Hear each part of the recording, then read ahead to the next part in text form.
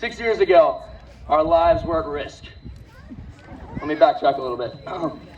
When my family and I moved to Las Vegas, and before moving here to Spring Creek, we decided we would become a boat family. So my parents invested in a ski boat. In no time, my family and I enjoyed many days and afternoons tubing, skiing, wakeboarding, and simply messing around in the warm Lake Mead water. We had several adventures. Most of the days were so hot, we would just stop while we were going out on the lake just to jump in the water and cool off. We had music, food, and family and friends traveling in to enjoy the boat with us. It was the best. While we had a lot of fun, there were many experiences that weren't so much fun. One time we hit a sandbar and had to replace our propeller. Another time our throttle got disengaged and my dad spent hours on the water fixing it. Another time we came across a family that had their older dad nearly drown. He was unconscious when we pulled up to help, and my dad and his son pulled him back in the boat and waited for emergency units to arrive. Another time, our tubing rope got cut in the propeller and our boat was stuck while I watched my siblings float off into the distance. They were saved, so it's all right. One time in particular, we went out on the water to ski and have fun. We also planned to stop at one of the many random islands out on Lake Mead to enjoy a campfire and dinner. We were doing this as a family to celebrate the end of another school year.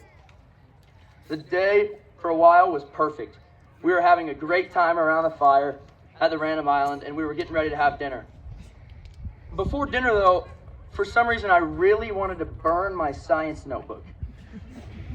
It caused me a lot of trouble throughout 6th grade, and I thought it'd be ceremonial in a way to burn it to ashes. Well, this was a terrible idea. This notebook took forever to burn. It was sitting there in the fire, and the sun was going down. Finally, the notebook had burned enough to the point where we could cook our little tinfoil wrapped dinners over the fire. After dinner, we had originally planned on staying a bit to enjoy the fire. However, the weather was turning. The clouds were coming, and it started to rain a little bit. On top of all of that, it was getting dark, which wouldn't have happened if I didn't throw a giant notebook into the fire and watch it burn for 45 minutes. I don't really know if leaving right after dinner or staying longer would have avoided what was about to happen next. As we made our long boat ride back to the dock, the perfect day turned into a nightmare. The wind and rain started coming in hard. The small waves became massive whitecaps. I could see my mom was very worried, and my dad, though holding it together while captaining the boat, I could tell he was also pretty nervous. Halfway to the dock, we felt like we were going to capsize. My dad made the decision to make our way to the nearest island. Thank goodness we made it.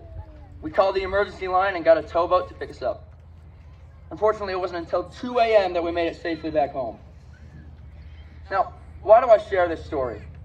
Well, I look back at our scary event and, I have to smile because it was a fun day most of the time. And then I think about it a little more and I start to laugh when I think about me wanting to burn that miserable science notebook. I believe we all need to apply this to ourselves.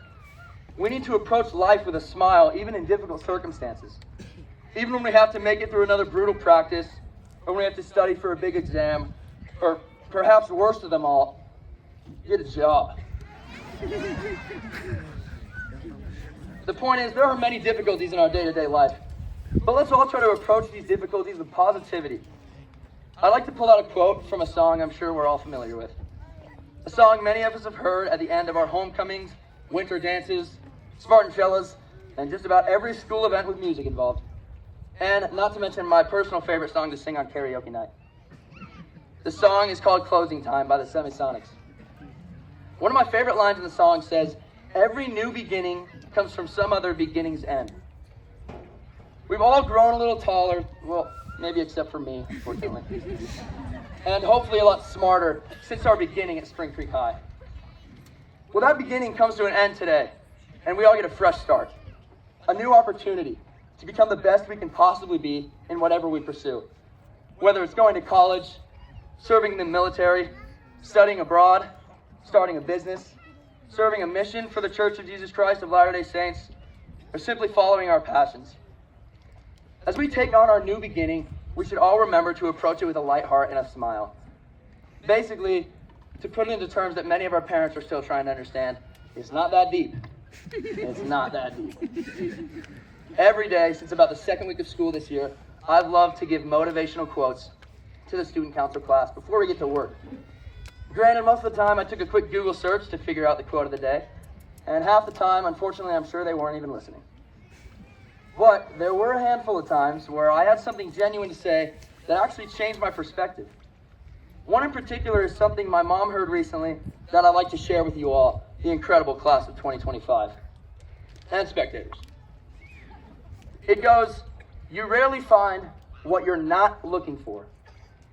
It is beyond easy to find negativity in our day-to-day life. It's easy to complain. I think we all know that. Sometimes we may find ourselves looking around at others and finding what's wrong with them simply to make ourselves feel better. In situations like this, we must remember to stop looking for negativity. Stop looking to judge. Stop looking for something to complain about, because you're certainly going to find it. Instead, let's look for the silver lining. Let's look for the beauty all around us.